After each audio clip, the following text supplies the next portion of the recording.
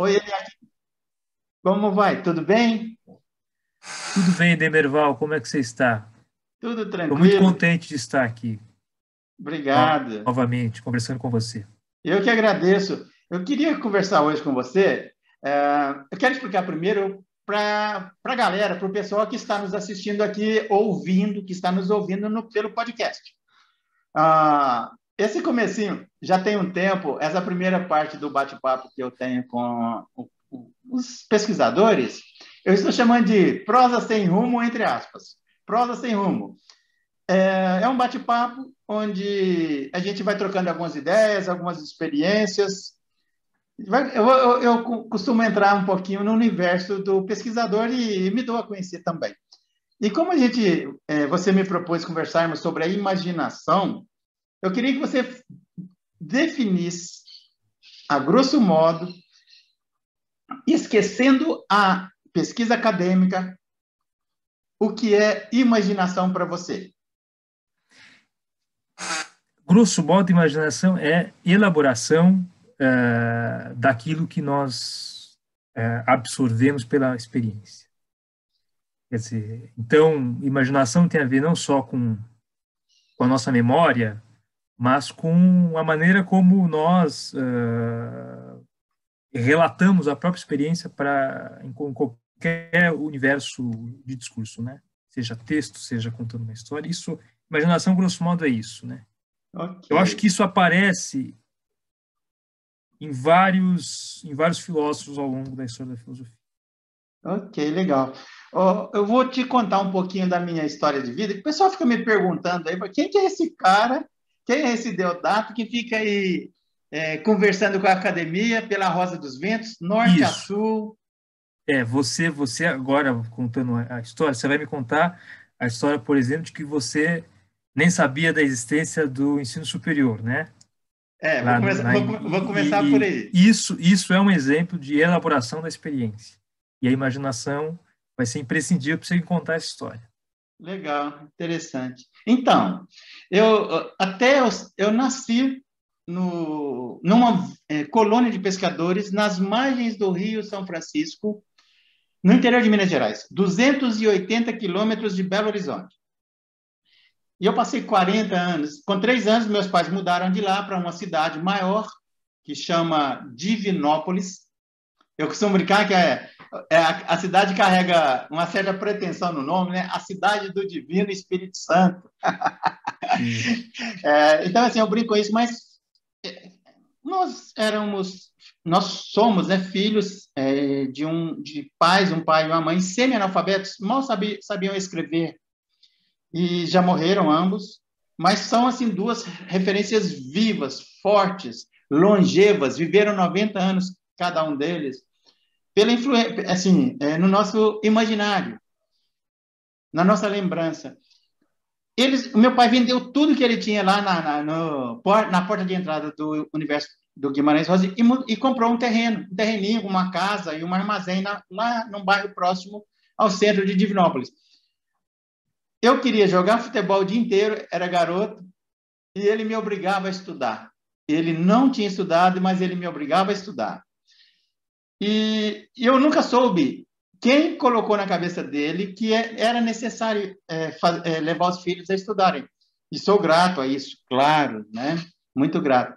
Mas o fato é que eu acabei entrando, assim como alguns dos meus irmãos, no melhor colégio da cidade, porque era o colégio do Estado, e na época os colégios do Estado eram os melhores. A gente tinha que fazer um vestibulinho. Eu nem sei como eu passei naquele vestibulinho. Eu estudava aos trancos Sim. e barrancos, mas eu acabei entrando no melhor colégio da cidade. E o fato, como você comentou aí, quando eu cheguei no primeiro ano do ensino médio, eu não sabia que existiam universidades. Eu tinha vindo da roça. E para passar o tempo à noite, eu ficava estudando, fazendo uns exercícios de genética e evolução num livro dessa grossura, fazendo uma competição de pré-adolescentes, de adolescentes com o Breno, um amigo que, como eu te falei, ele morreu em Serra Pelada vários anos depois. Sim. Foi atrás do ouro e morreu soterrado. Mas então, a gente ficava competindo ali, trocando ideias sobre aquelas. Era exercício, eu fazia um exercício, ele fazia um, eu fazia outro, e a gente ia marcando ponto em quem acertava. Quando eu percebi, naquela época eu estava apaixonado por genética e evolução. Apaixonado. Eu comecei a me encantar, porque eu brincava com o conhecimento e o conhecimento me dominou. Que acabou mudando minha vida e eu, por vias tortas, acabei conquistando o interesse do professor de ciências biológicas, de biologia. Ele percebeu o meu interesse pela genética, quando pouco se falava sobre isso.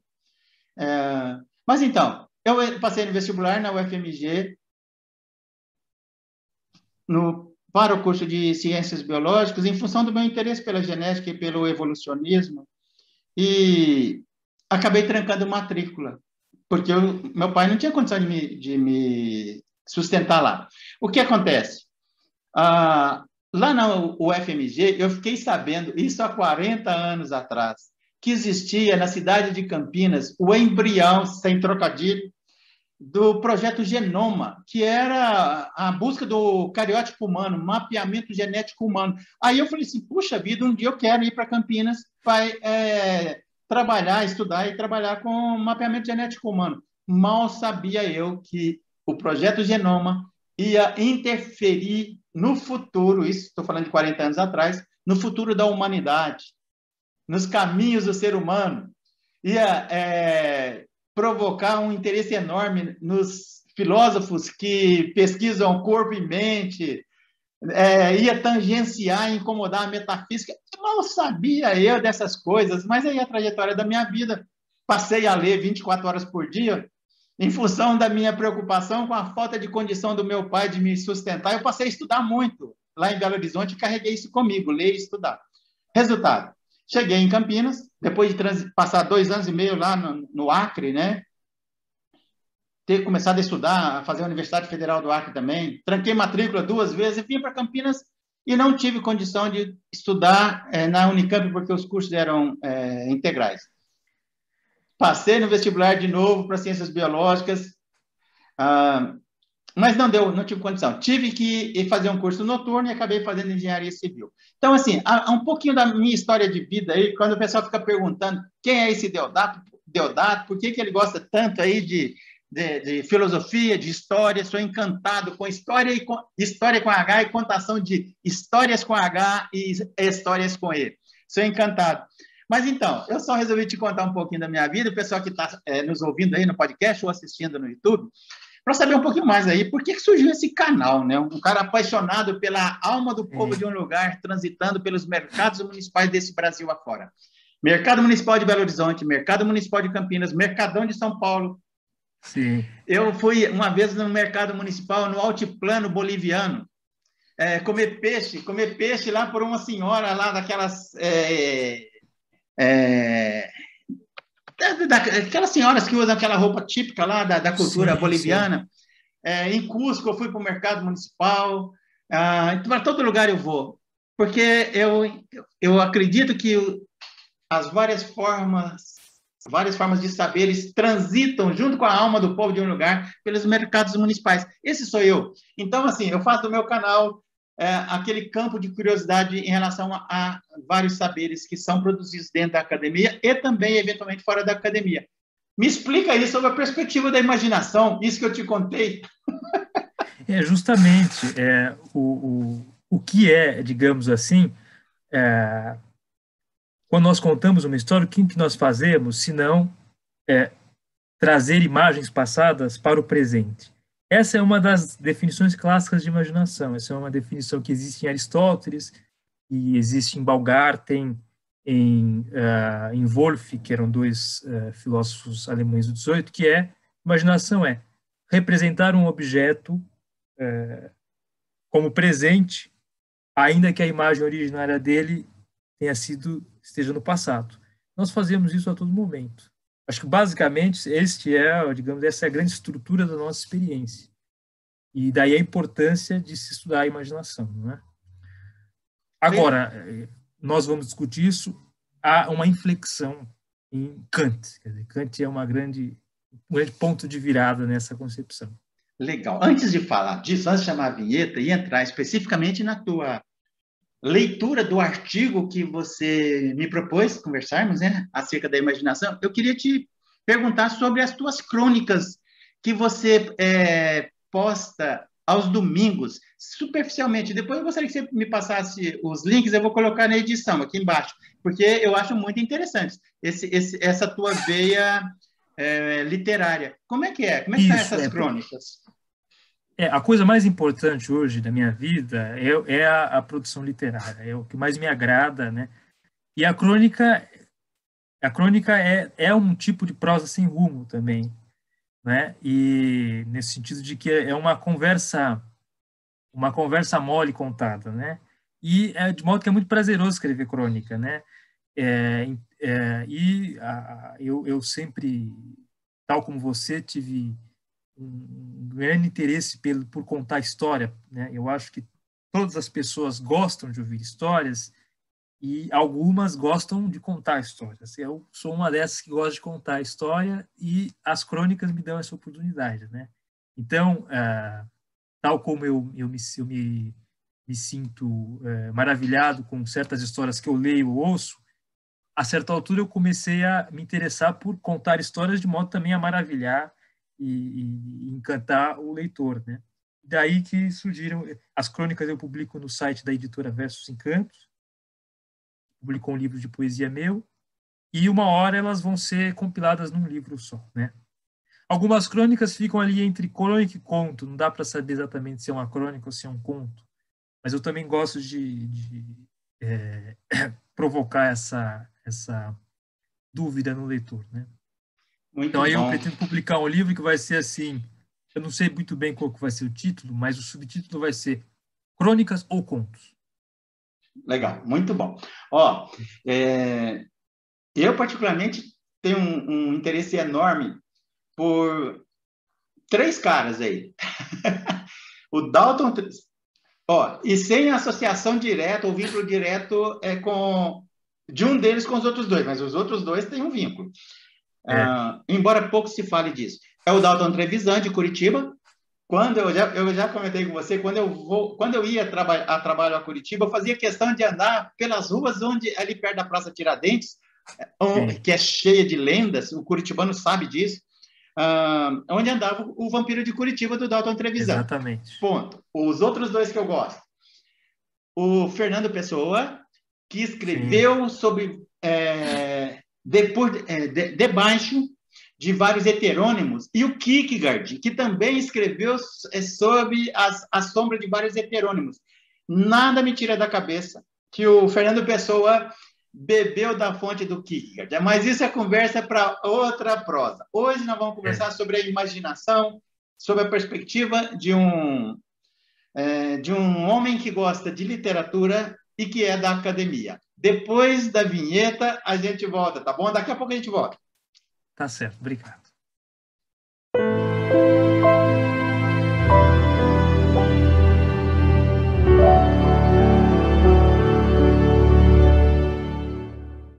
Ok?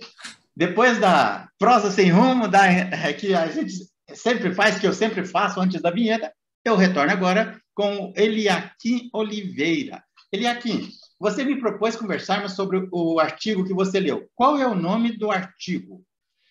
Isso, é um artigo que me agrada porque, digamos, é uma boa introdução à história da imaginação ao longo da filosofia, mas focando em Kant. O título é Ensaios sobre Kant e Imaginação, de um italiano, professor lá na Universidade de Pisa, chamado Alfredo Ferrarin.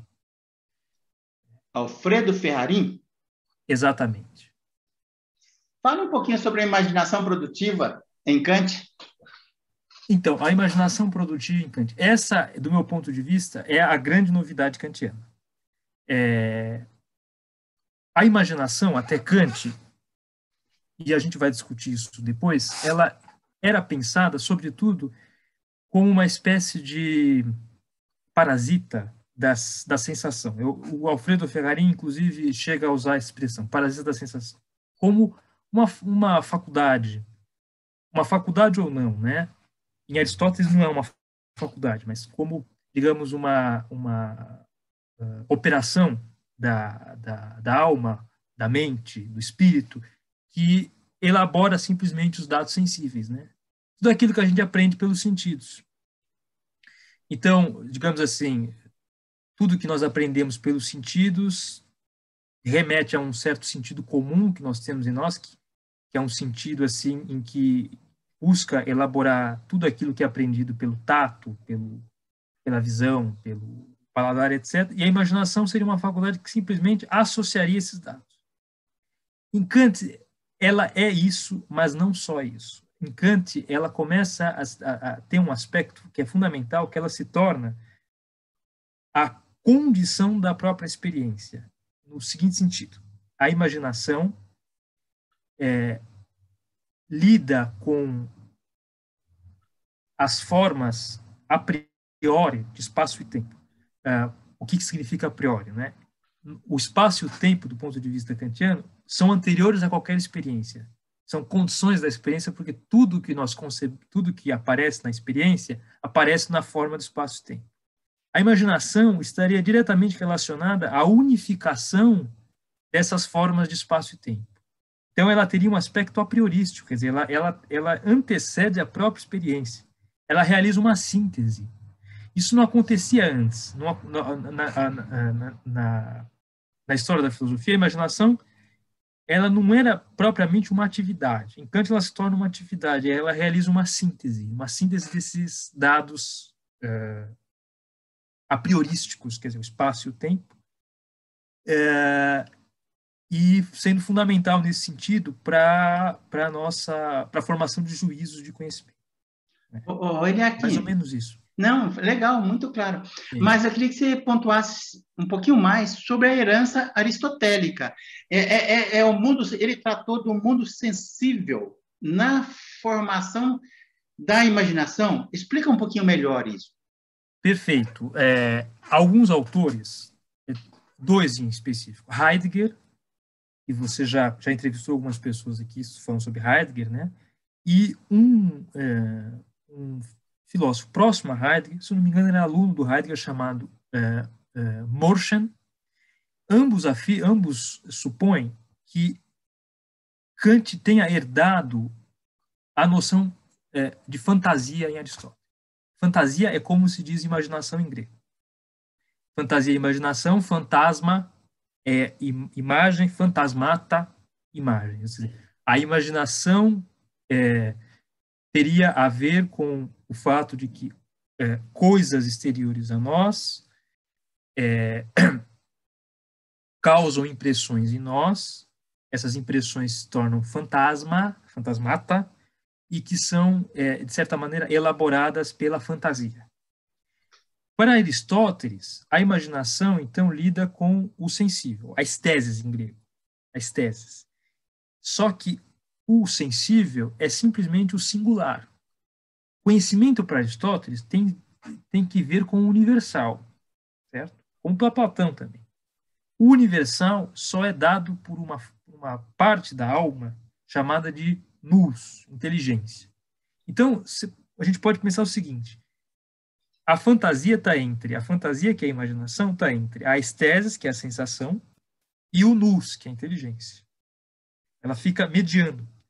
Em Kant, é possível se estabelecer também algo nesse sentido, porque a imaginação ela está entre a sensibilidade, que é a nossa faculdade de recepção dos fenômenos, das sensações, e o entendimento, que é a faculdade que vai unificar num reconhecimento, vai elevar a síntese da imaginação a uma unidade. E, nesse sentido, resultar em um juízo universal. Por exemplo, um juízo clássico da física: todo o corpo é pesado. Certo? Bom, a questão é a seguinte: você pode afirmar que, digamos, essa estrutura de mediação é a mesma, é parecida, né, em Aristóteles e Kant, mas existem muitas diferenças entre a fantasia para Aristóteles e a imaginação para Kant. Eu me guio aqui por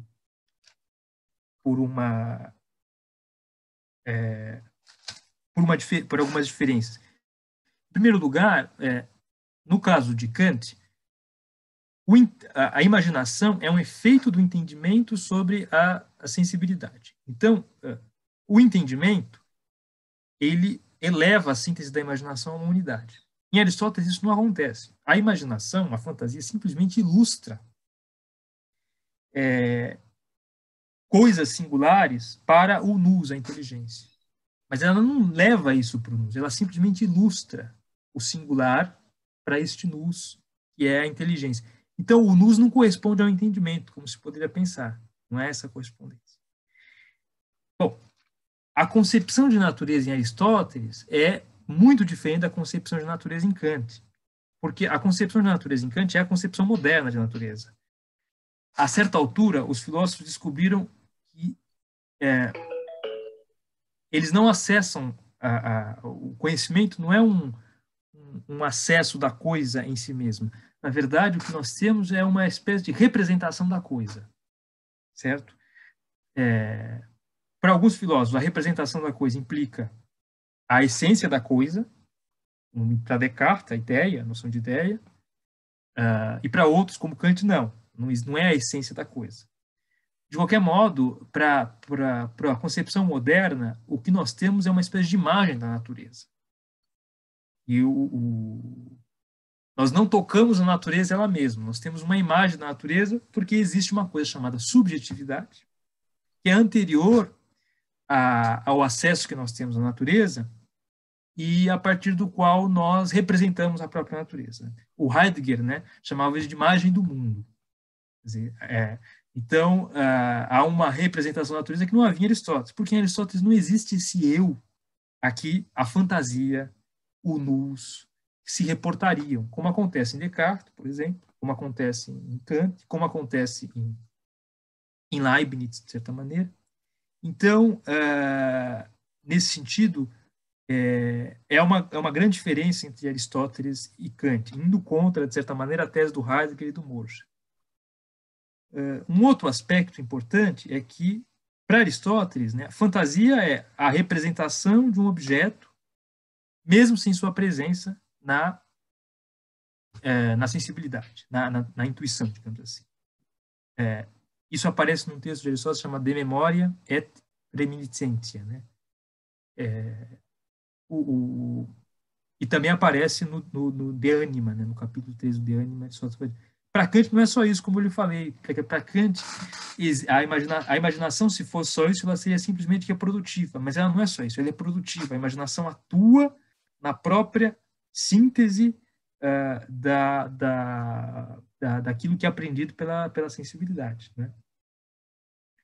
Então, eu diria que um outro aspecto muito importante.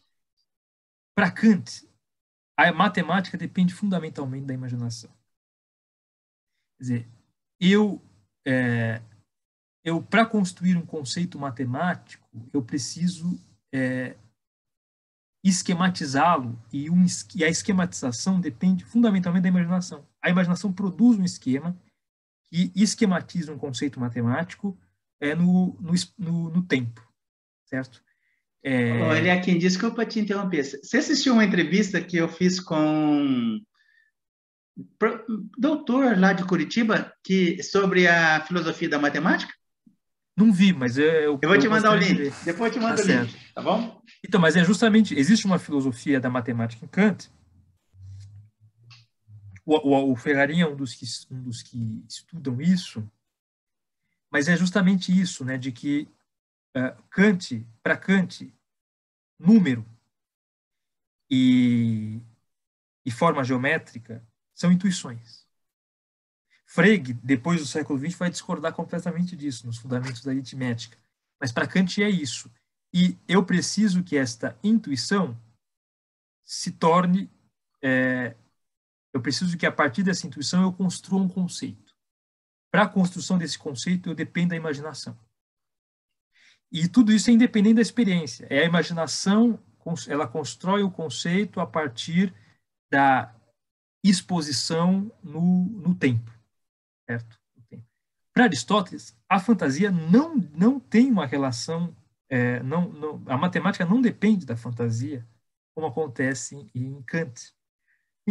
Então, a ideia é essa, né? Quer dizer, é possível fazer uma aproximação entre Aristóteles e Kant, mas essa aproximação tem muitos limites. Aproximação no que se refere à imaginação e fantasia. Indo, digamos, de encontro, portanto, indo contra as teses do Heidegger e do Merschel, né? E é possível, na verdade, eu diria, aproximar Kant muito mais dos modernos do que os modernos da primeira geração de modernos, né? Os filósofos do século XVII e XVIII concebiam do que era imaginação na medida em que estavam pensando uma ciência moderna que não era a ciência aristotélica. No entanto, é preciso dizer também que essa concepção de fantasia em Aristóteles, diferente da metafísica aristotélica e da física aristotélica, que foram largamente criticadas ao longo da filosofia, ela ganhou um espaço destacado ao longo da história da filosofia e permaneceu. Então, ao longo de toda a Idade Média, quando se pensava as divisões da alma, se pensava uma divisão aparentada com aquela do Aristóteles. Isso em Tomás de Aquino, em Alberto Magno, que era professor de Tomás de Aquino, em Luz Escoto também, e chega à modernidade. Alguns autores até afirmam que a concepção de imaginação em Hobbes, que foi o século XVII, vive até o século XVIII, é muito parecida com a aristotélica. Com algumas, é claro, com ressalvas, com diferenças, porque a física hobbesiana não é a mesma física aristotélica. E a física tem sempre que ver, na modernidade, de certa maneira, com a imaginação, porque a imaginação, a física diz respeito a matéria e movimento, e a imaginação permite que nós acessemos a matéria e movimento, porque a matéria e movimento só é acessada a partir da elaboração do sensível. Né? Eliakim, aparentemente você gosta demais da imaginação produtiva do Kant. Estou certo? Sim, a imaginação produtiva do Kant, ela digamos, o que revolucionou, a meu ver, a filosofia da imaginação. Se é que há uma filosofia da imaginação, a imaginação produtiva de Kant é a grande revolução. Eu vou complicar para você. Complicar entre aspas. Eu acho que se não fosse a imaginação produtiva, no Einstein, ele não teria saído da velha forma de pensar a física e teria construído a teoria da relatividade. Foi a partir da imaginação produtiva dele, suponho. Olha, você veja que interessante. Einstein, o jovem adolescente Einstein, recebeu de presente de um tio dele um livro que ele gostou muito, leu de maneira precoce, chamado Crítica da Razão Pura. Esse livro foi escrito por Immanuel Kant, a grande obra de Kant. Alguns autores, inclusive, afirmam que um dos grandes temas pensados por Kant é a noção de espaço. Né? Kant entra em debate quando Kant está desenvolvendo a sua estética, e por estética não devemos entender em Kant a filosofia da arte, não é isso. Estética para Kant é a parte da sua crítica que estuda a faculdade de recepção das sensações. Né? É a estética. Em grego é isso, a estesis, é a sensação. Lá ele pensa a noção de espaço. Como é que nós aprendemos o espaço? O espaço ele é uma intuição. O espaço simplesmente são as relações das coisas. E o tempo? Ele aqui. E o tempo? Então, o tempo é isso. É a mesma pergunta. O tempo ele é uma intuição. É uma relação que nós associamos às modificações dos objetos. Nesse sentido, ele entra em debate com dois autores, dois matemáticos. Um era um grande físico, e são Newton e Leibniz. Né? Agora, no caso do Einstein, a coisa se complica um pouco, porque o espaço einsteiniano não é o mesmo newtoniano. O espaço einsteiniano é um espaço em que a geometria euclidiana não funciona. Depende de uma outra geometria, que é a geometria do Riemann. Você que veio da engenharia deve ter ouvido falar. Eu não posso explicar aqui, porque não temos tempo, porque eu também não tenho o conhecimento necessário. Mas já que é... não, tranquilo. Eu gosto quando a gente vai chegando nesses pontos. Né? A gente retoma a conversa sem rumo, em alguns pontos, mas eu acho bem legal, cara. No entanto, Einstein foi o primeiro a pensar. O Einstein também, apesar de ter evoluído muito em relação ao Newton, ele, no começo, ele cravou que o universo era estacionário, cara, o Einstein. Aí depois ele deu o braço a torcer. Mas aí também já caminha para outros lados aí. Cara, você tem esse negócio da imaginação, é muito interessante, hein? Agora, o que o Kant diria? É importante o que você falou. O que o Kant diria? Mesmo se eu vou pensar geometria euclidiana, e, portanto, eu vou determinar as leis matemáticas que regem o espaço, ou eu vou pensar uma geometria não euclidiana, não importa. A imaginação estará atuando ali na figuração das imagens, ela vai construir imagens que correspondem àquilo, e, portanto, ela vai ser determinante para a construção dos conceitos necessários para que eu possa estabelecer as leis que regem o espaço. Senão, não seria produtiva. Exatamente. Então, você veja, ela não é só reprodutiva. Ela não é só uma faculdade em que as imagens, ela não é só um depósito das imagens que nós aprendemos. Ela constrói conceitos que são fundamentais para a matemática. Se tivéssemos aqui um astrofísico, eu tenho entrevistado um astrofísico também, Sim. Lá da Universidade Federal de Santa Catarina. Eu sou engenheiro civil, gosto muito também do raciocínio lógico cartesiano. Eu gosto de tudo. O Einstein chegou assim, sob o ponto de vista da imaginação e da aplicação cartesiana da matemática, a falar. E, aliás, foram alguns astrofísicos do século XX, final do XX e XXI, que retomaram o Einstein para falar de alguns conceitos da imaginação do Einstein. Nos buracos negros, no entorno dos buracos negros, tem um ponto em que o espaço-tempo, o conceito, sob o ponto de vista da imaginação do espaço-tempo, pode levar, se eventualmente um viajante estiver passando por ali à velocidade da luz, necessariamente, ele pode recuar no espaço-tempo. Ponto. Sim. E isso, sob o ponto de vista da matemática moderna, da astrofísica moderna, é considerado viável. Você sabe como é que eu acho interessante? Por que eu acho isso interessante? É a imaginação aristotélica solta no ar, não produtiva. É bem legal isso. Sim. Sendo trabalhada pela astrofísica moderna para buscar o encontro com a imaginação produtiva do Kant. Isso é extremamente interessante, cara.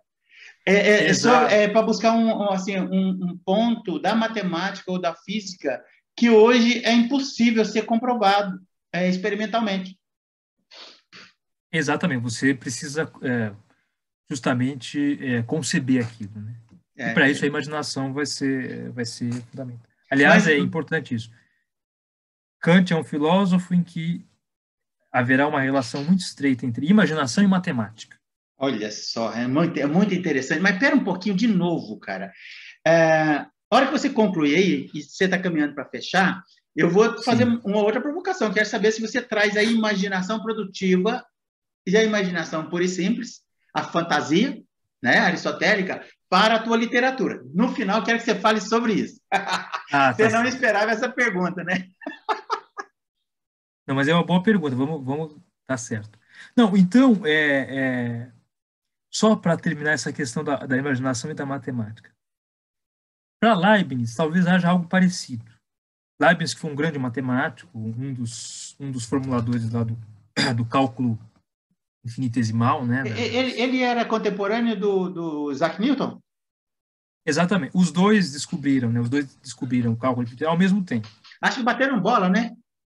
Houve polêmica, mas não foi nem tanto diretamente entre os dois, mas mais entre os partidários de cada um deles, né? De qualquer maneira, hoje acho que é um consenso de que descobriram ao mesmo tempo, não houve plágio. Para o Leibniz, a imaginação ela vai ser importante no que se refere. Existe um tipo de conhecimento para Leibniz que é o conhecimento simbólico. O conhecimento simbólico é o seguinte: é um conhecimento em que é uma noção que possui tantas representações dentro dela que é difícil eu representá-la senão por um símbolo. Por exemplo, um quiliógono, um polígono de 1000 lados. Existem tantas representações dentro de um quiliógono que eu não posso representá-lo senão por um símbolo. Eu não tenho clareza e distinção sobre ele.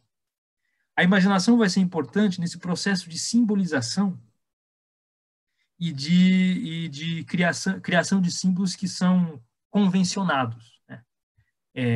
Veja que ela não tem um caráter produtivo, não é um caráter produtivo, mas ela é importante no que se refere à simbolização.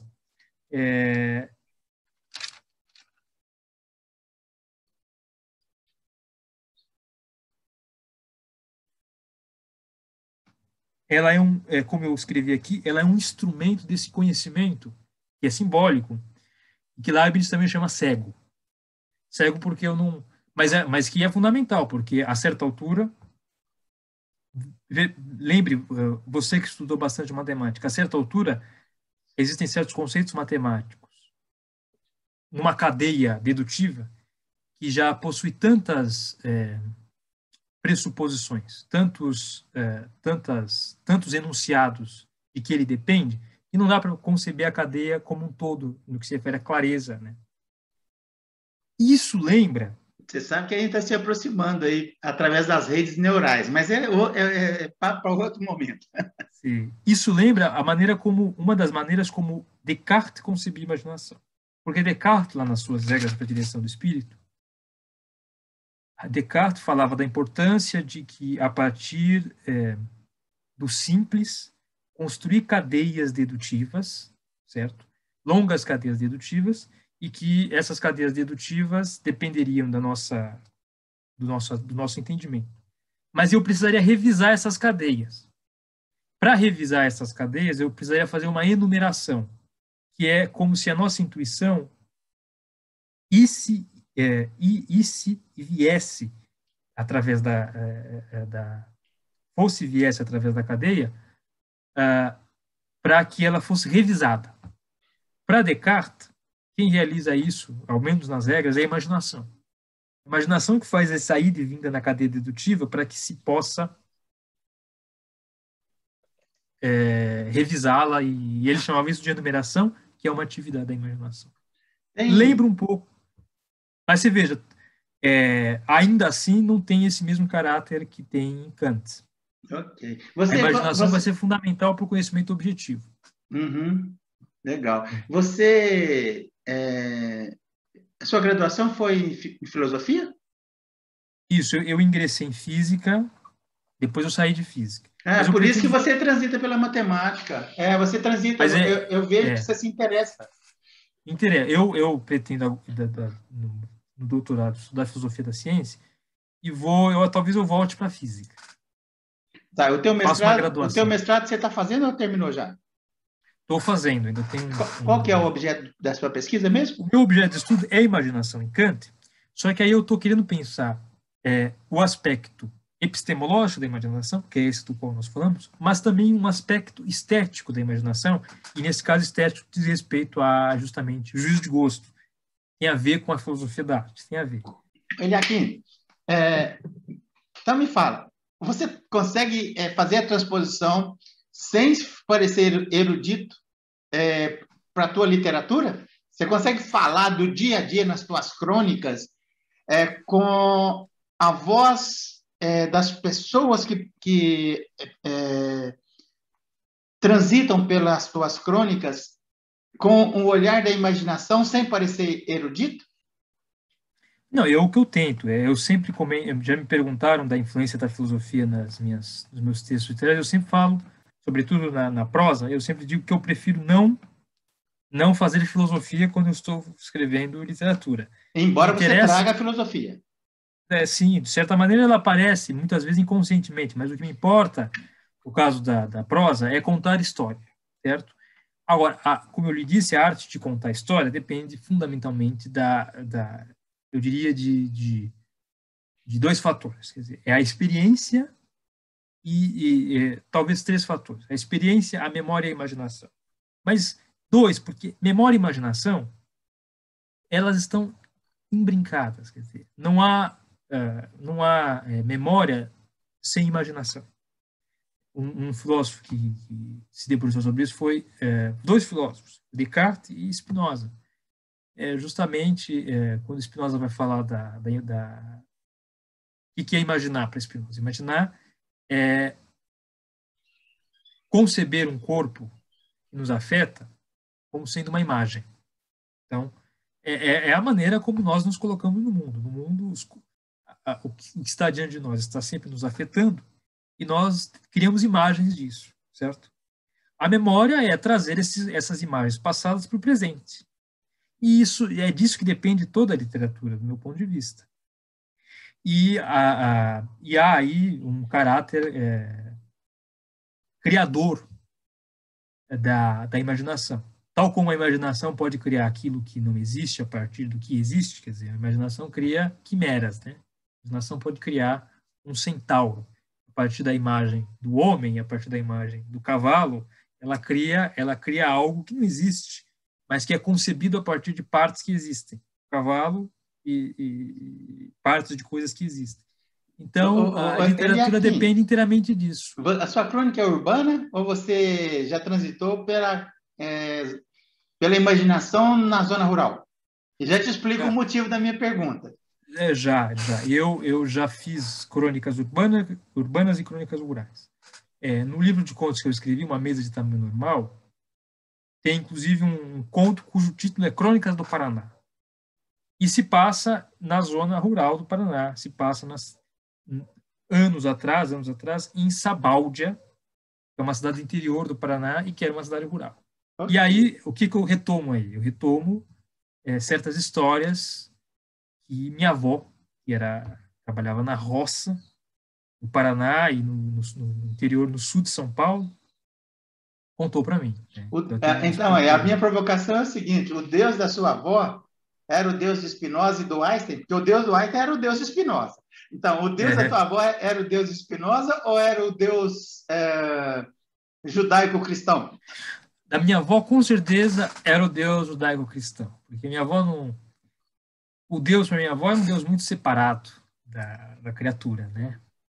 Um Deus impetuoso, um Deus, inclusive, do Antigo Testamento. Não diria nem que era um Deus do Novo Testamento. Esse era o Deus da minha avó. Minha avó não era uma A sua avó panteísta. era o quê? Italiana? Não, a minha avó chamava Lídia de Campos Oliveira, e nasceu em Ourinhos, lá perto da fronteira com o Paraná, né? Sim. Que é a cidade do Tony Ramos. Né? Como era? Oliveira? Oliveira. Então é descendente de portugueses? Descendente de portugueses, E ela... e a família deles, né? Ficava indo e vindo ali entre o sul de São Paulo e o norte do Paraná, comprando sítio, vendendo sítio, até que acontecesse alguma crise econômica, como aconteceu, e o dinheiro foi perdido, e aí houve o êxodo rural, né? A vinda para Estados Unidos. Legal, muito bom. Você faz o teu mestrado na USP? Ou é na PUC? USP. Na USP? Na USP, Legal, muito bom. Então você conhece muita gente que eu entrevistei aí, você deve conhecer. Dos que você entrevistou, eu conheço o Luiz Marcos. Né, então você conhece a crítica a crítica de dança, que é a esposa dele. O sobrenome dela é Abad, né? Isso, conheço, já fizemos disciplina juntos. Ela é muito simpática, ele é muito Schopenhauer. simpático. É, ela gosta de Estuda Schopenhauer. Schopenhauer. É. É. E outros, acho que eu vi outros aqui. Você chegou a falar com o Moacir? Mas ainda não. Ainda não. Estou combinando com ele, tentando aí. Tem algumas pessoas que eu estou tentando prosear, mas que, principalmente em final de semestre, são muito, eu sinto que são muito ocupados pela burocracia da academia. Exatamente. É. Eu entendo. Sabe alguém, uma pesquisadora que eu estou combinando com ela tem um tempão, quero prosear sobre um livro dela, e acaba não dando certo, a gente vai, ainda está previsto para o segundo semestre. A Scarlett. Ah, que ótimo. Uma grande estudiosa de Nietzsche. Eu estou querendo perseguir, entre aspas, pesquisadores do Nietzsche. Eu quero pegar várias visões, assim, 360 graus dele. Eu quero ver alguém que conteste, que teve a ousadia que ele teve para contestar o cristianismo e a própria filosofia. Eu quero encontrar alguém que tenha a ousadia de pesquisá-lo contestando as posições dele. E está meio difícil. Eu estou querendo buscar alguém assim.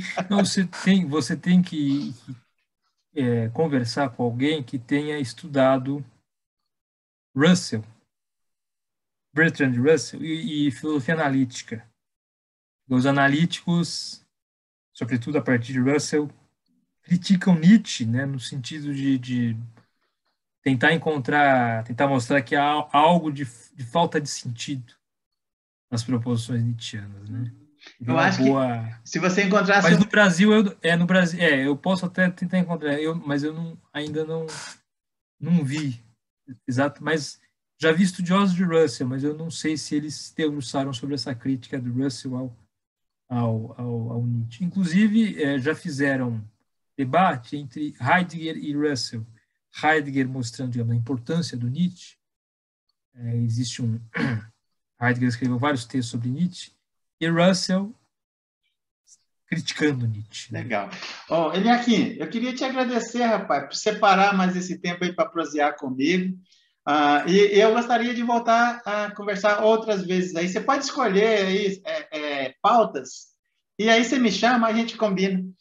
Não esquece, por gentileza, de mandar assim, o contato, os links para quem quiser acessar as suas crônicas, do teu material, para eu colocar na edição e colocar na descrição também. Perfeito, Teodato. Fico feliz de ter estado aqui novamente e proseado com você. Legal. Um abração, a gente volta a se falar, tá bom? Um abraço.